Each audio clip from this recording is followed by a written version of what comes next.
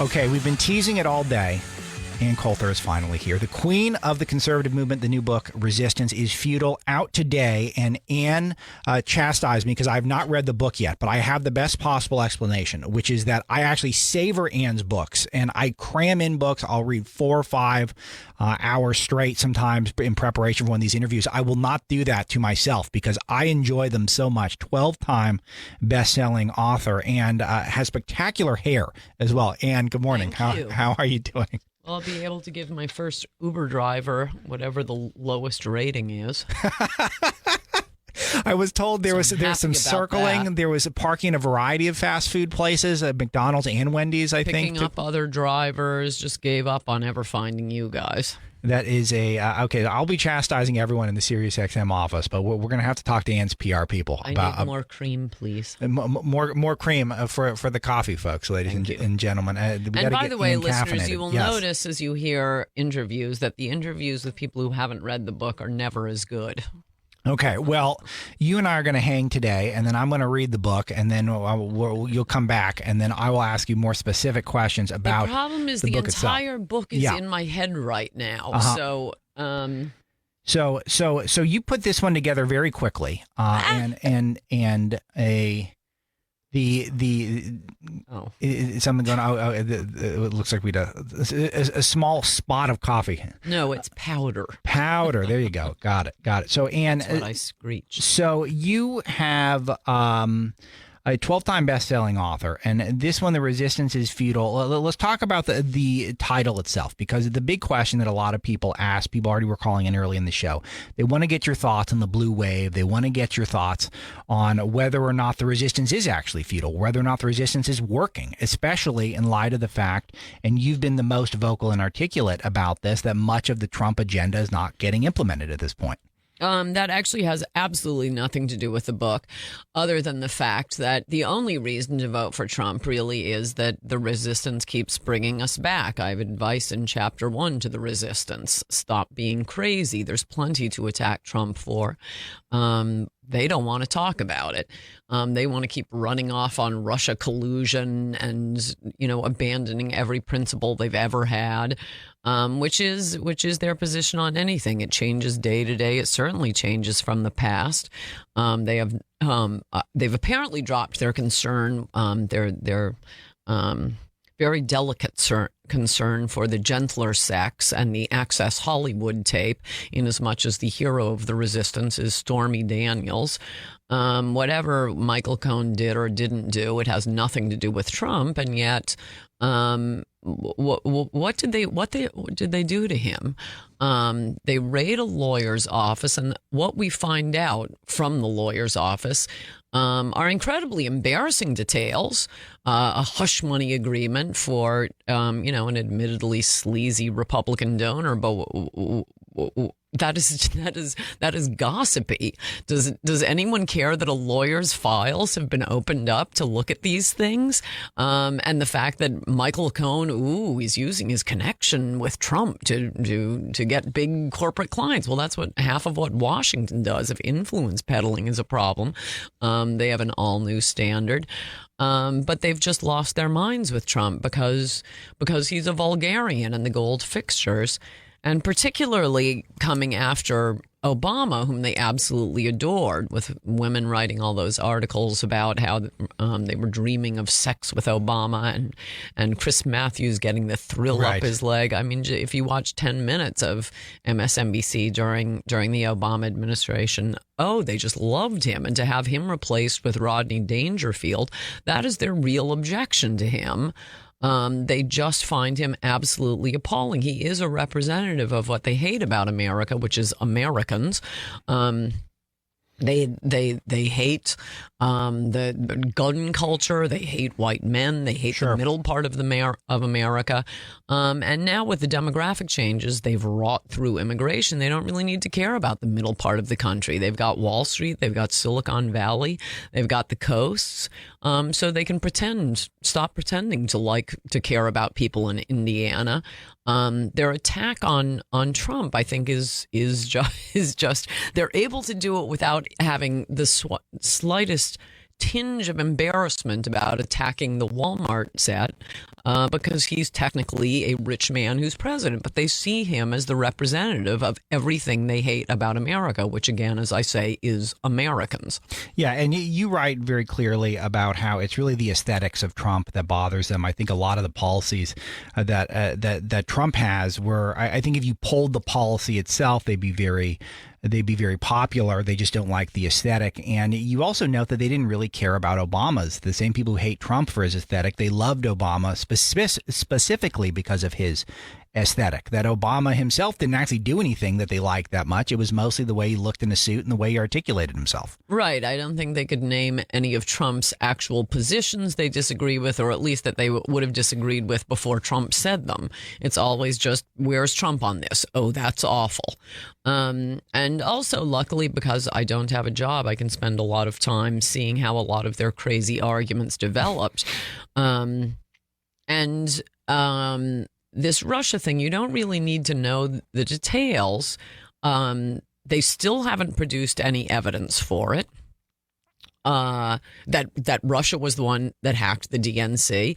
And one of the interesting things about that is it was completely hatched from Hillary Clinton.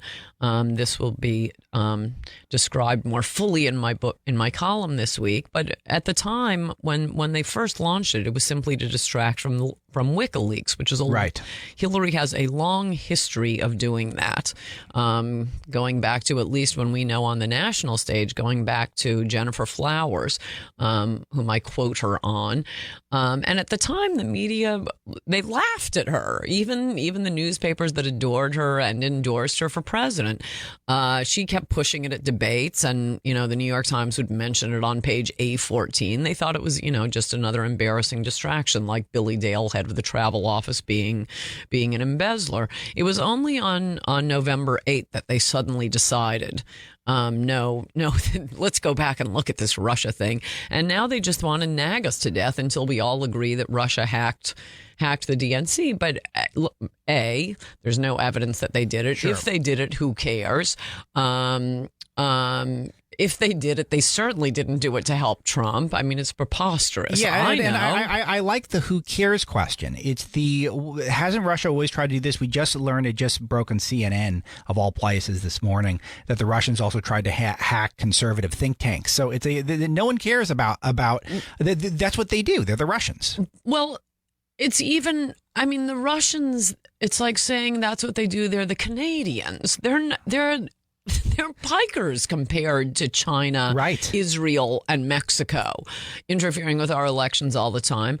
And moreover, we do it all day long to other countries. We, I think it's worth mentioning here, including someone we allow to live and enjoy this country's largesse, George Soros, who has specifically spent $1 billion intervening in former Soviet satellite states, the Rose Revolution and the Orange Revolution. That was George Soros working hand in hand with our State Department, demanding that they overturn elections and rerun them again. So, payback's a bitch. How about now that we're all on the same page, that it's the act of foulest espionage to interfere with another country's election, how about we agree that George Soros won't interfere with anyone else's election, and Russia will stop interfering in ours? Yeah, I think that even if it's true. Yeah, that's the thing, is that if you want to look at interference in American elections, I mean, I'm even obsessed with locally some of the carpetbagging that Hollywood does. That they try to go out to every district and tell people how to vote. They go throughout the country with all their infinite amounts of money and tell people in Texas how they're supposed to vote because people in Beverly Hills have a certain opinion and have money to back it up. It's all, if we're really going to be policing election integrity. Breitbart, we talked about voter fraud and hacking and all that stuff, not the hacking Diebold voter machines as much as trying to influence people, using social media to influence people in an untoward way. We were talking about this stuff months before the election, and then it happened, and then all of a sudden the entire resistance playing catch up on it as if this is the best a narrative out there. It's clearly about something other than election integrity. It's just about trying to rationalize something. Their hysteria, they want to make it sound high-minded as some sort of treason. And as for like social media and the influence of that, I have a chapter, again, a short one, because I'm part of the Twitter generation. They're all about 4 or 5 pages, but on that hilarious Russian indictment of Mueller's, now 2 of them. But the first one is my fave because I don't think I'm sure no one read it, because if you read it, you would see that the special counsel's office knows less about social media than even the senators questioning Mark Zuckerberg. And basically what they've laid out is like the business plan for Breitbart or HuffPo. Right. It's how do we get more hits? Yes. They really don't understand this is what people use the internet for, whether it's to eventually make money or just to troll for fun. There was no, as the head of Facebook's ad sales said, and then became that day's Emmanuel Goldstein. He's seen all the Russian Facebook ads. But the idea that this is, these trained spy masters, their idea for flipping an election to Trump is, we'll take out these 13 Russians, we'll put up Facebook ads, and that will sway, we'll be putting our finger on this election more than the entire media in the United States. Yes. No match for 13 Russians and their Pizzagate conspiracy on Facebook. But you look at the language they use, and it's really kind of hilarious. The dark Facebook ads, the darkest espionage, turning one American against another. If they're turning one American against another, I think Mueller's the Russian spy. Yeah, and I think that's a great analysis. And if you think about how the left has academia all to themselves, they've got the vast majority of the entertainment industry, even though that they're kind of wisening up to the fact that the politicized stuff is not selling nearly as well as it used to. And then with the media, you've only got talk radio and some blogs. And other than that, the left has got that as well. And boy, do they want to shut that down. They're trying the best they can. And as Peter Thiel says, the Silicon Valley is a one-party town, and they still lost. So this is why they're melting down constantly. I mean, they have all that and lost anyway. Yes, they have K through 12. They have the universities. They have all of the media.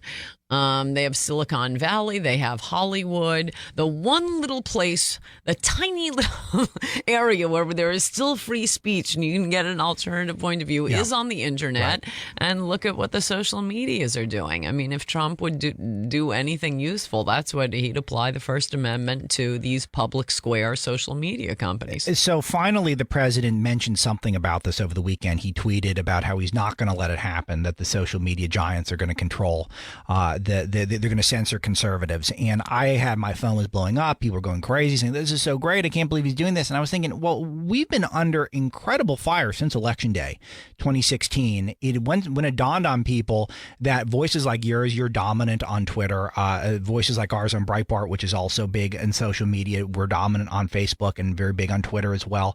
When our side won, all of a sudden it was game on to start trying to censor and to stifle and to boycott and to blacklist and to use all these totalitarian fascist tactics. And then all of a sudden the president fires off a tweet 2 days ago and I'm supposed to swoon. I wasn't there. I wasn't with it. Well, let's just hope he didn't say, "Don't worry, I'll never forget you," as he said to the angel moms for 18 months during the campaign. He said that yesterday. You probably didn't see it because you have a job.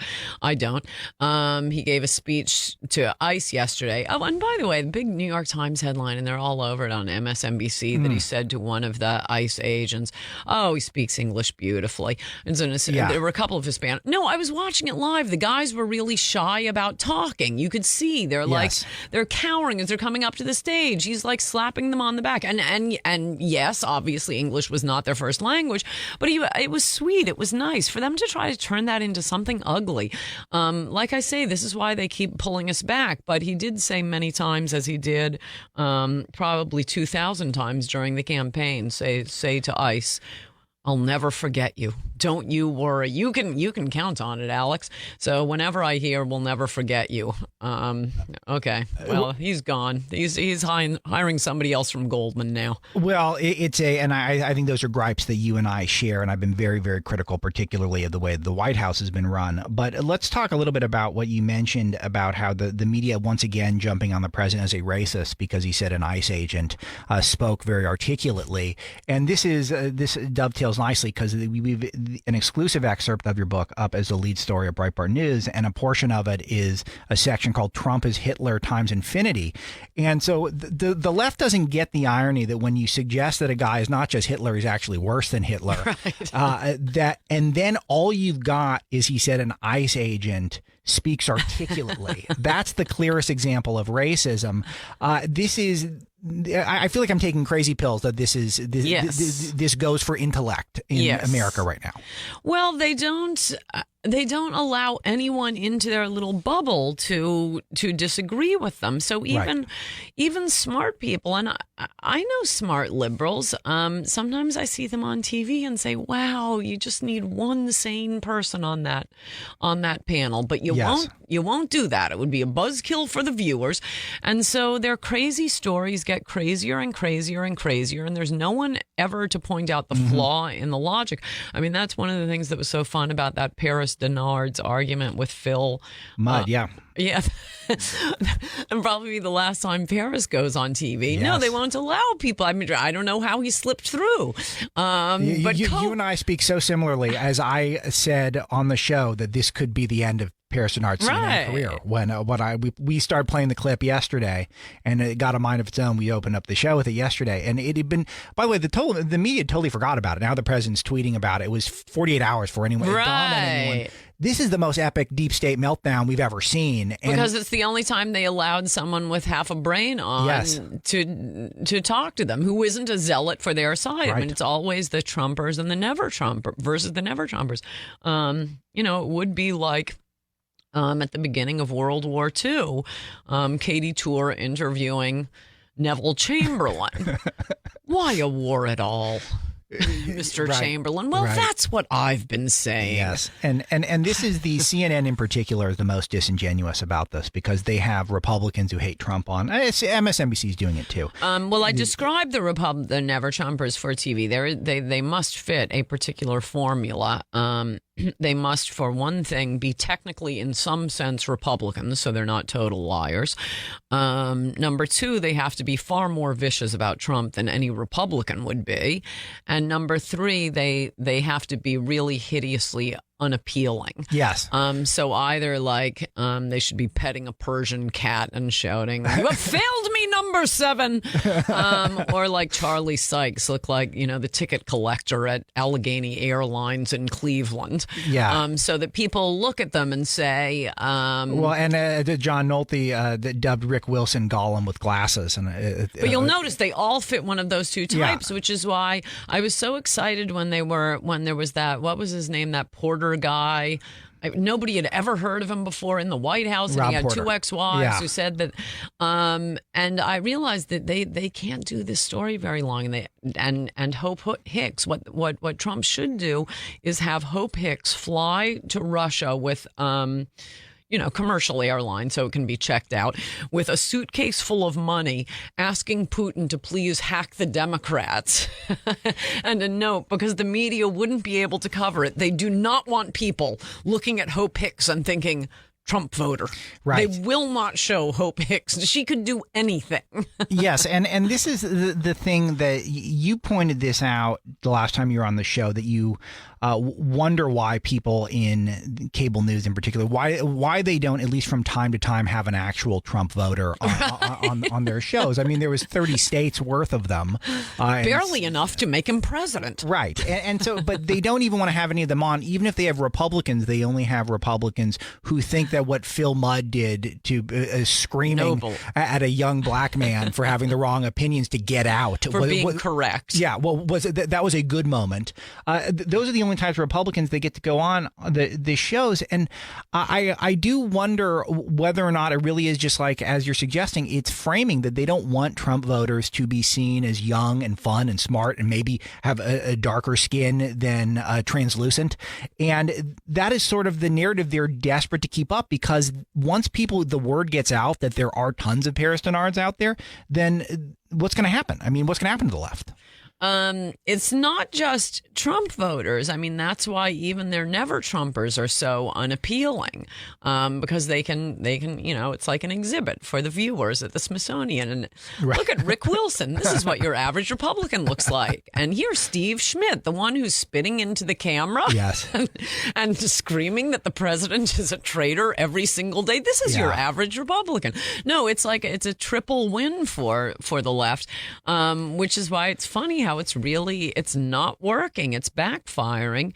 If they really wanted to get Trump, they would read my book, stop being crazy, and I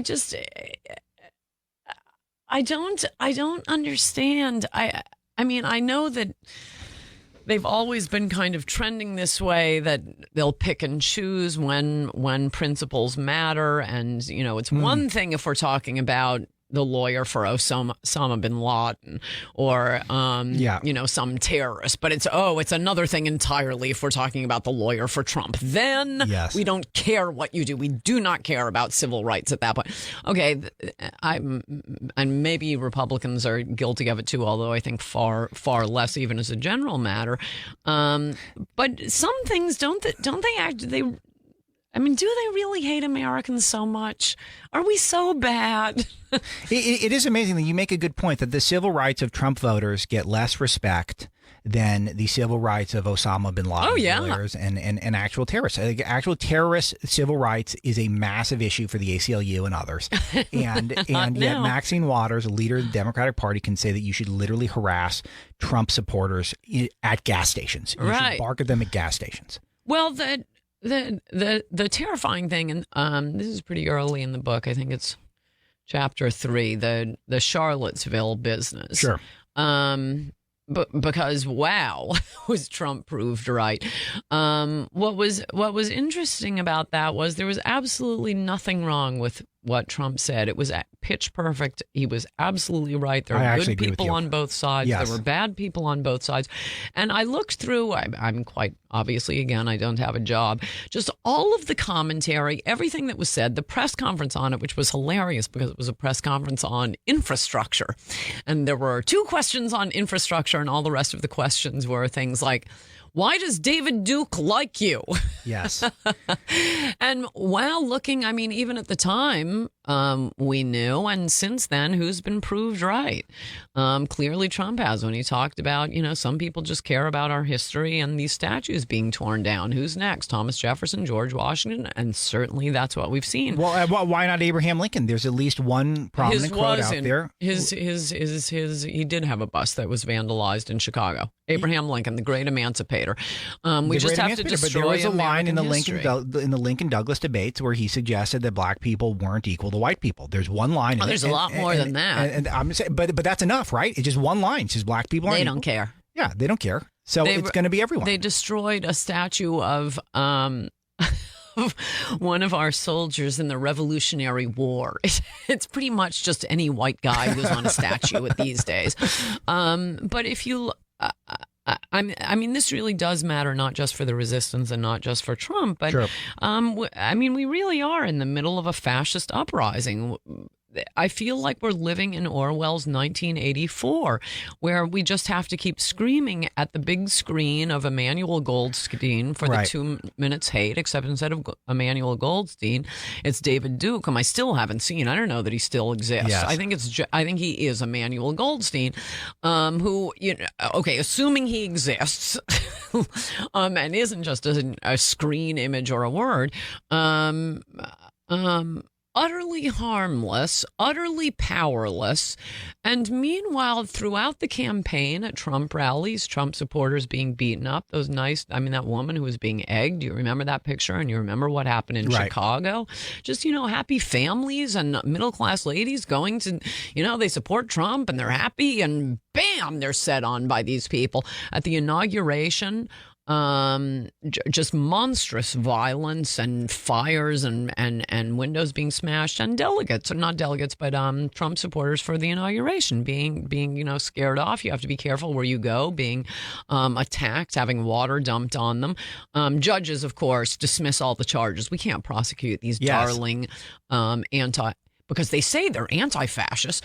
If only the Nazis had figured this out. How many convictions were there after the riots that took place on election day? None. Only the ones that pled guilty because the judge on the case dismissed the most serious charge against them. They were torching cars. They were smashing Same thing in limos. Charlottesville. Same thing in Charlottesville. None of the Antifa side has been, none of them. Oh, you're anti-fascist. Yeah, let's give you a little juice box and go on your way. Since then, there was the Night of Freedom that Mike Cernovich had in New York, and the Wrap had a video of somebody walking out. It was just like speeches about freedom. Right. My artiste, young liberal niece was there with a friend of hers. Yeah. It was they're just people giving speeches. Yes. A guy walks out, and John Levine from the Wrap got a photo of this guy just being cold-cocked, sucker punched, falls down, and his head smashes into the sidewalk. It looks like he was dead. The ambulances have to come. I tweeted it recently. One of the sickest things I've ever seen, and the most Nazi Germany, was this social distortion concert the other night, where the lead singer starts denouncing Trump, denouncing America. Some Trump supporters walk out. One guy yells out, "I came to hear your music, not your politics." And then his silent protest is holding the middle finger up through 3 songs. Lead singer calls him up to the front. He thinks he's going to argue with him. Lead singer jumps down into the audience of like 100 people. Social distortion isn't that big. Hold the Trump supporter, hold him, and cheer while the lead singer punches him. Wow. I mean, that's Nazi Germany. What happened at Berkeley? Right. With me, with Milo, and then the bike lock guy, a professor again, with that huge bike lock. That was just Trump supporters. That wasn't, you can't say, oh, Milo's beyond the pale, and Coulter, and, F you. But there wasn't even, it was just, we're Trump supporters. No, we're going to go walk in the free speech area. And this guy's running around masked, hitting people. And he's just got parole. We are in the middle of a fascist uprising. And God bless Trump. Even Steve Bannon didn't want Trump to talk about it. It came up at that infrastructure thing. They didn't want to, even according to Michael Wolff's book, and I think Michael Wolff's book is, other than a few things that are wrong, pretty accurate. Of course, General John Kelly and Jared and Ivanka said, no, you've got to say only one side was bad. Only one side was bad. Bannon's position was keep him away from the media. And that's when I love him. God bless Trump. Now, and what is that about? It isn't about... All it is about is him not giving in to the media's bullying. That's correct. That's the one thing we may get out of him. No other Republican would have done that. I mean, that's why I keep taunting Rubio and Romney, because after that Antifa thing, Romney tweets out, no, both sides are not to blame. One side is pro-bigotry and fascism. The other side is anti-racism and fascism. I mean, these poor SS officers, if they had only thought to say, no, we're anti-fascism, as, we shovel Jews into the ovens. No, don't worry, Mitt, we're anti-fascism. It's dark, but it's very funny, and it's very honest. And this is the thing that I'm curious about, Ann, which is that the right still thinks that in many cases that we can pal around with the media and eventually they'll come around to our side, and that we can make nice with them. And the president is at war with the media. As he should be. As well he should be. And when you saw last week in Washington, D.C., they shut down, I read out every name of the street, 25 streets shut down for these white racist rallies that were taking place. White nationalists who claimed they were not white nationalists, by the way. 24 showed up.